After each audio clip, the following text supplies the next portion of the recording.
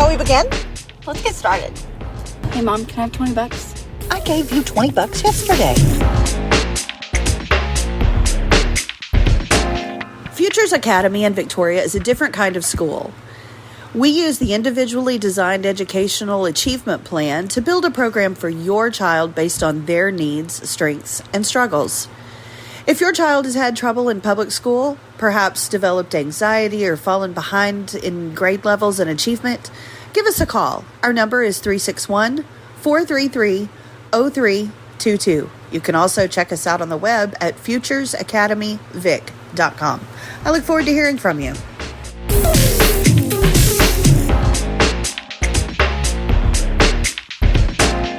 Chris told me I couldn't publicly say that he wasn't the boss of the house. That you can say he's not the boss of that. Did he give you permission to say that he's not the boss? Well, he knows I'm the boss, you know. But I think but you're allowed to tell people. You can't tell everybody that, you know. I was like, that's not fair. What's the point in being the boss if you can't tell people? Well, they know it. they see it when we're around. So that kind of brings us to our point today. Welcome to another episode of Can I Have $20? I'm joined today with bestie Kaitlyn. Hi. And Mom, as usual. Hi. So today, that's kind of what we're going to be talking about is kind of marriage roles. Because Kaitlyn is very feminist. It's maybe... Don't put that label on me, you know? Okay. I mean, I am, but, like, In what way? What way are you feminist? I just believe that I think the world would not work without women. There is no way that a man could just live on this earth without a woman and be like fully successful and be at his full top self. Top self because they're just kind of dependent. Yeah. And I would just like to interrupt to say that is Kaitlyn's personal opinion. It is It's my not personal necessarily reflect the views Yes. of Can I Have $20? Sorry. I just think the what is it? Like the saying that like there's no successful man Behind every successful man. Behind every successful man is a strong woman. Yeah. Right. And I think that's so true. I'm not saying every man can't live without a woman. Like I know it came off like that, but I'm saying more like men just need us. Yeah. And I think families have been built on the back of women for long, long periods of time. So I just don't like saying that this man runs my house. You know? I think my grandma's done what I've done. My mom's done what my granny did, but she worked full time, you know, as you've done. Mm-hmm. And I just think there's a lot that goes into being a woman. There's a lot that goes being into a mom. And I think that we may be a little superior. So maybe I am a feminist. I don't know. We're better than them. That's the new definition of feminist. Truly. I think for years we've been suppressed. And I think there's a lot of men, like my granddad says it. He's like, women have taken care of families. And I mean, he was like, my family wouldn't have survived the Depression without my great grandmother or you know, and women like that who kept the backbone of the family, who made all of our meals and did it in a cheap way, which we all do now because life is so expensive. Yeah. You know, and just those things wouldn't be done. Yeah. You know? And I'm sorry, but men, when they do laundry, it stinks. Okay, all of that to say that Kaitlyn and I kind of have different views because I think in that one we do kind of agree I mean, women need more of a place in as far as value, I guess. We want to be seen as more valued, even though we know that we are. Yes. But unfortunately, my husband does run our house. Unfortunately? Yeah. Yeah.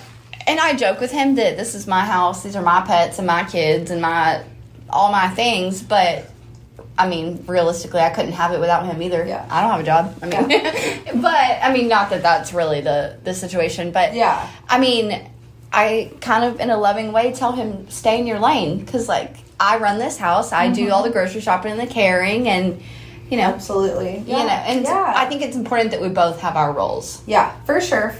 And I mean, I think Chris has good roles in our house, but we share so many roles that it's not like who's in charge, it's like we're a team, we're equal players, and we both have as much say and direction. I mean, but I don't know. He's always so considerate of what I want and what my thoughts are at the end of the day, or what we should do.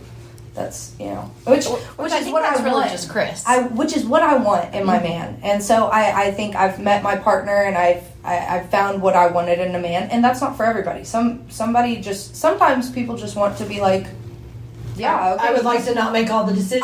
Yes. I'm content to be and that's the the way passive I am. one. Absolutely. And so it's not for everybody. Tell us, Stephanie, what's up? No. Tell us, Stephanie. I didn't even get to say anything yet. All I did was look at you. I know. I mean that in the way you... What are you looking at me like that for? You're the same way. I think, to a large degree, I think that's true, that you do believe the man should be the head of the house and that you would default to him in a complicated situation or whatever. But on a day-to-day basis, he does not run your house. Absolutely. River runs your house, and you are a close second. Yeah, that's a fact right there. If it came down to brass tacks, it would be him. But on a day-to-day basis, it is definitely you. Yeah. Okay, but this is something Kaitlyn and I may kind of disagree on. I do think that... Okay, so, yeah, day to day, I would say I do run the house. Like I said, I know at all times whose laundry's clean, where that shirt is, what groceries we have. Yeah. I know all the details of our home. But if it came down to here's a big decision, I want to be able to give my husband my input, and I want him to take that into consideration. But eventually only one person can make decisions. Yeah. There can only be one decider for the village. Yeah. Right. And sorry, not me. Well, and I think that's where I differ. In my head, I'm like, no, I should make all the decisions. So look at the background between you two, because I'm looking at this a little differently. Okay. Cheyenne, you come from the all-American home where you had mom and dad that were married to each other their whole lives until he passed, and we both come from traditional homes where that was our families as well. And so you came from a two-parent household all the time. Mm-hmm. Yeah. And Kaitlyn, you came from a mom who did not have a two-parent household all the time. No. I mean, well... And yes. grandparents who were much older. Yes. And so you had a different... dynamic. And absolutely. so you came from strong women who yes. said, we make it on our own, and I don't need a man necessarily. Absolutely. And so your whole upbringing has been different. Yes, absolutely. Really than Cheyenne's. And I really think... for years before I met Chris, I was like, oh, I don't want to get married. Why would... And if I did get married, I wouldn't want to change my last name, because my last name, I have my mother's maiden name. My mother has her mom's maiden name. We come from a family of strong women who did the dang thing, Yeah. And so I think in my head, I'm like, to submit to a man. It's not... It feels very backwards It feels backwards to me. And, I mean, my granddad was more of like, his decisions... directed the house, yes. But my granny ran it, and my mom ran her house. And that's just... And so, like you said, I know everything in the house. I run it.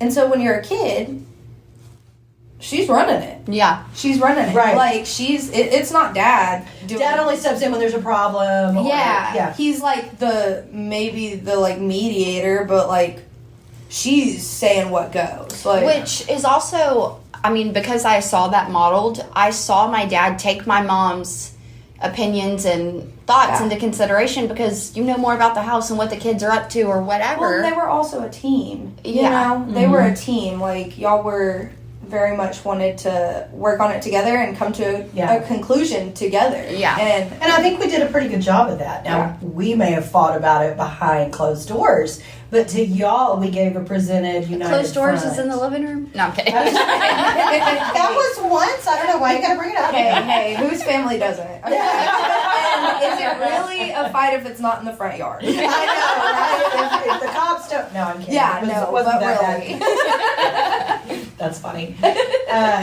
So I think that y'all came from different backgrounds. So where are you going with it? Because Cheyenne was telling me it's weird that you're getting married at all, because this... You didn't have the dream of the little, American dream, I guess. The American dream. And honestly, now, like, all I want to do is, like, sit at home, take care of babies, and bake, and, like, ugh. Like, in my head, what am I? My genetics. Yes, what have I done? But I think I had so many different beliefs before I met Chris. And it was like we were talking about the whole who comes before what, like the Christian image on Facebook that it's like the umbrella and it's like God, dad, you know, and it's like those things. The kids, like, do kids come before the father? Do kids eat before the dad? In my whole life, I was like, of course your kids come first. It's always the kids. Right. And it's because I wasn't put first in a lot of things, and, you know. And so my head, and I've seen a lot of women not put their kids first, you know? And so in that space, it was always a negative, like, thing. It was a bad thing to not put the kids first. Yes. And now I'm like, oh my gosh, Chris and I could not operate having children if we're not a solid team. Yes. If it's not me and him against these little devil babies, you know. I've seen people fight with their kids, and I know that it's, I remember hearing that together you put the kids first. You put each other first. I love that. But together you put the kids first. Absolutely. Yeah. Absolutely. Okay, but it's not something you've experienced yet, but Mom, you have. Whose plate do you make first? Ooh, mine. And I know that's right. She made it. She better eat it. I agree.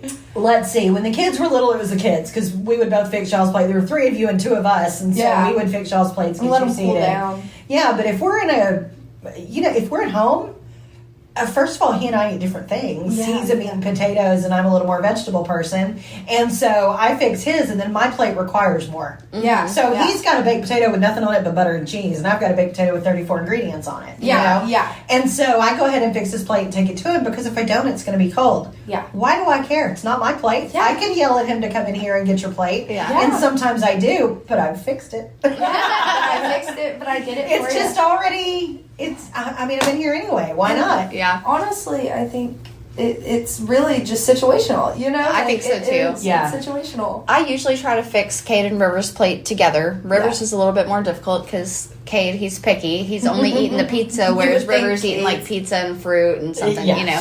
And I do try to fix their plates together, and then usually we'll grab mine and go sit down. Because... River's going to make a mess. She's going to take a while. So I have plenty of time for me and Kate to both eat before she needs to be cleaned up. So I agree. I think it's really just situational. Well, Chris, I am always going to make his plate, though. Let me just say that. That's really, and honestly, when we're out and about, we're at a family gathering, we're eating somewhere else, like, I am going to make Chris's plate. Like, I'm gonna grab him a plate. I'm going to grab me a plate. And that's how we're going to do it, just out of love. You do that even if you're the guest? So, like, what if you're at his family's gathering? Do you still take that lead? I'll make a plate, but if Chris cooks, which Chris makes 90% of the meals in our house, he makes me a plate and brings it to me on the couch. Yeah. And that's just because I'm sitting on the couch, he's in the kitchen. That's kind of how I feel. I'm already here. I'm already here. Let me just make you a plate. If I'm standing up and I'm going to make myself a plate, I might as well make his plate. Mm-hmm. You know, so it's not really like, oh, no, like... Your daddy got to eat for these kids. You know, it's like that. It's like whoever. It's easy. It's out of ease. I also like the idea of making my husband's plate because, like, I know what he likes. That's my man. Sometimes I'll be asking. I'm like, what do you want on this again? What are you in the mood for today? Yeah. But that's me. Like, but also Kate eats. Like a toddler. Works so you know exactly what you want. Yeah. Chris is a little more like, oh, maybe I'd like this, and I want that spread over this, and, you know, like... you're he's a chef. Like, we're talking about radically different men here, too. Absolutely. See, Dad was a really good eater, but my current partner is not. And so that's different for me. Yeah. That I have to think about what you'll eat before I can plan a meal. Yeah, absolutely. And that kind of goes for Chris, too, because I've been a picky eater, you know? So, like, now he knows what I eat, but he didn't for a long time, so it was like, Jesus Christ, I'm tired of chicken strips and macaroni, you know? So I did have to change my ways, but yes. All right, let's take a break for an ad. One of today's sponsors is a local business in my new community in the Central Texas area. Her name is Leslie Valadares. She's a solo practice lawyer who specializes in a variety of legal services, including family law, criminal law, business law, and estate planning, just to name a few. Since she is a solo practice lawyer, the best way to reach her is by text at 254-760-0879, or you can email her at leslie@lvlaw.us. Reach out to her and see if she can help you. And we're back. Thank y'all for staying with us. So what is our next differing topic, I would say, about marriage? I don't know. Is Granddad going to give you away at the wedding? I thought you were asking me something else, and I got scared. Yeah, he sure is. Okay, I'm actually surprised you're going to do that. Why? Because you're not a cow. I am a heifer. No, man, I don't know. I think he's gonna walk me down the aisle. I mean, does he? Does he have to? I give this girl to you. Like, normally the preacher asks who gives this girl away, and he would say her mother and I do if it was your dad. So maybe, or he would just say, I'm just gonna have a couple people stand up and be like, we do. See, I wanted Cheyenne to do that. I wanted, when I asked who gives you away, I wanted everybody to go, we do, but yeah, I think it wasn't fun. a big crowd. I think you should let me do it. Okay. I do. I give her away. Maybe everybody can go, I do. Yeah. And like everybody around the room saying I do. Fun. Yeah. So are you doing the big white dress? I am. You're doing the You big wanna see my traditional? dress? Yeah. Okay, guys, we're recording. I'll pull down the slide. Okay. I'm actually surprised that you're doing such a traditional wedding and I didn't. Okay, well, you know, I told you to. I know, but right, I did too. She's just fast moving, and when Cheyenne's got something in her mind, you can't stop her. So we just let her live. Act shocked. Did she just drop her jaw? I was looking for my wedding dress. I couldn't see. Oh my goodness. I was really surprised you didn't do the traditional too, because you are very traditional in that way. Especially since she had me like knee deep into plans. She was like, you know what? We're not gonna Never mind. We're not gonna do this no more. Hey, I was 4 months postpartum and it was a hard time, okay? Also, another thing that's gorgeous. Okay, and it's guys. so you. Oh, you did good. We'll scream again. Okay, another thing that I would say that is kind of a big debate as far as like marriage is finances. And I think you and I are kind of the same with this one. I don't want anything to do with it. I want to have money. And I don't want to control it. Given money. and that's the way it works, you know? So who ran the money in your house growing up? My granddad. And who ran? Oh, yeah, but he was an accountant, right? Oh, no. Oh, no, he was a business owner. He's a business owner, but maybe he shouldn't have been because they robbed his business. Okay. Wasn't his fault. No, but my granny just lived and spent that money on her credit card, and you know, and that was it. And maybe I want to live like that. Right? That's just one less worry that I don't need. I don't want to. Well, and I will say, since Chris, when we got together, was like, I'm going to move you to Cuero. Don't worry about bills. Like, you're living with me, and I'm going to take care of you. And, of course, as a young lady that was... very independent. You fought that for a while. I did. You would also, if I could mention this, had come from a relationship that you were very much, we're not doing anything your way because I've been oppressed.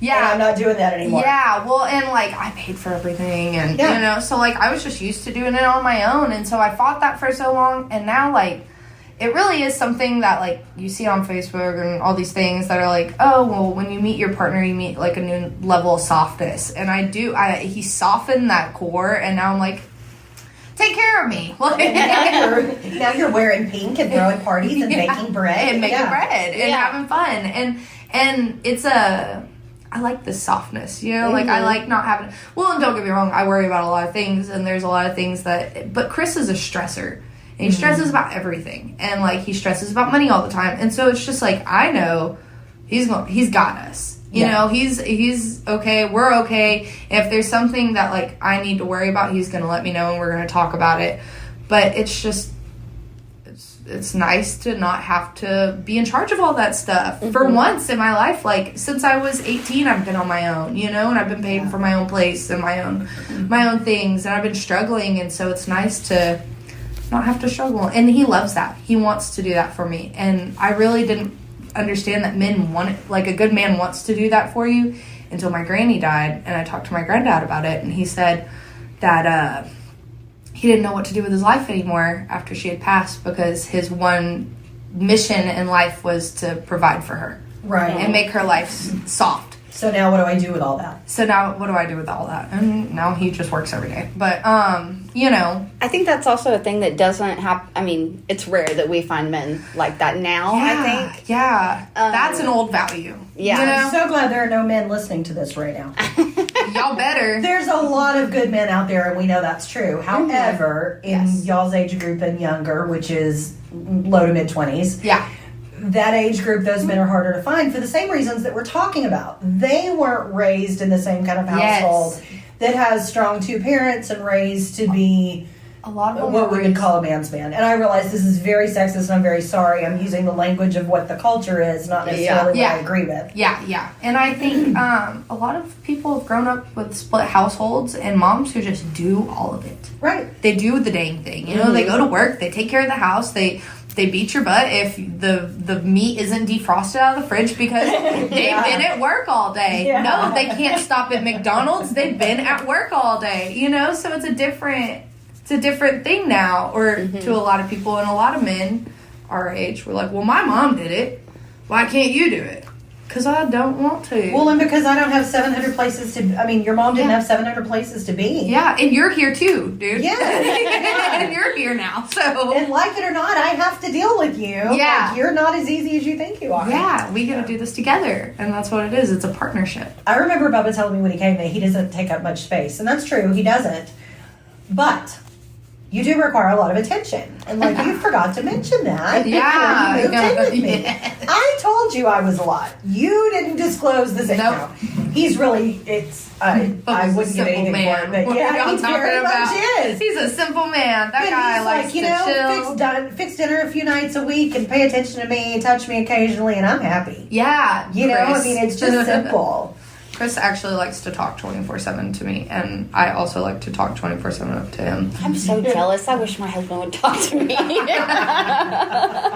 Kate, if you're listening to this, talk to your wife. Yeah, you listen to all our episodes, right, Kate? You're supportive? He does. You better be. Another thing we can mention too is when it comes to disciplining kids, who should be the disciplinarian? Okay. Who was the disciplinarian in your family? If you get in trouble at school. My granddad had never spanked me in my entire life and didn't want to. His mom didn't spank him, so he didn't want to spank us. Definitely, he said there were some moments that was definitely needed to spank me, and I remember the spankings I got. Like, there weren't many of them because I was kind of... I don't know. Yeah, I really didn't. I was such an easy baby, apparently. I was just, like, headstrong, and they were like, we can't beat that out of her. Like, those are good things, you know? And so I didn't really get a lot of spankings, but I do a lot of aunting. And I got a baby with me all the time. Yeah. And Chris always said, we always thought, you know, Chris would be the disciplinarian. His dad was. Well, apparently I am it. I am it. He's such a pushover. Even when it comes to the dogs. He's a pushover. Oh, man. He's a big softy, big sweetie, and I'm out here whooping butt. Yeah. Right, you're cracking the whip. Yeah, I'm cracking whips, and he is just as sweet as he can be. It's funny because Kate, I think, wants to be the disciplinarian in the family because really both of his parents were. Yeah. Nan and Grandpa, everybody disciplined. Everybody. Yeah, everybody was beating Kate's butt. But sometimes I even have to tell him, hey, be gentle. Yeah. She's a baby. She's a girl. Yeah. And he's like, I'm just being stern. I'm like, no. You don't need to be stern with a 2-year-old. Yeah. Yeah, that's just a solid voice instead of a baby voice is firm for a 2-year-old. Yeah. Okay, so I have one more question before we wrap it up. Okay. So, I don't know, a couple of years ago, there was a thing making the rounds on social media that said, you're married or you're with a man, and you go to your parents' house, and your man and your father get in an argument. Your man tells you to go get in the car while we talk this out, and your dad says, no, you stay right here while we finish this. What do you do? I'm leaving. I'm getting in the car. I'm leaving y'all both here. I'm getting in the car and My leaving granddad's you here. notorious for punching my mom's boyfriends, and I just don't want to be around for that. He bit somebody's ear once. Like, Oh, my word. I'm not getting in that. And you think Like, this is a passive I'm man? in the car. You know, I've got my seatbelt on. I'm ready to go. Yeah, like, you come back with an ear missing, and we'll see you later. If that's Chris and Granddad, what are you doing? Well, I guess I'm just going to sit there and be like, hey. I'm going to Yeah. put Chris in a headlock for my granddad. You know? But No, they would never get in arguments. Yeah, that wouldn't even be a thing.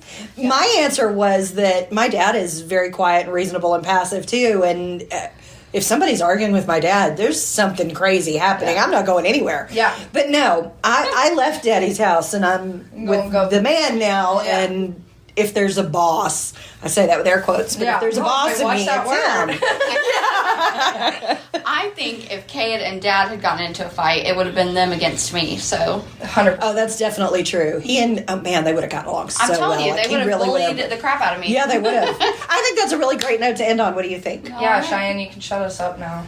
Yeah, I think you owe us both $20 today. Hey, you're the only one that missed out. You owe us both $20. I don't have $20. Mom, this is how it goes, y'all. We'll see you next time. Thanks.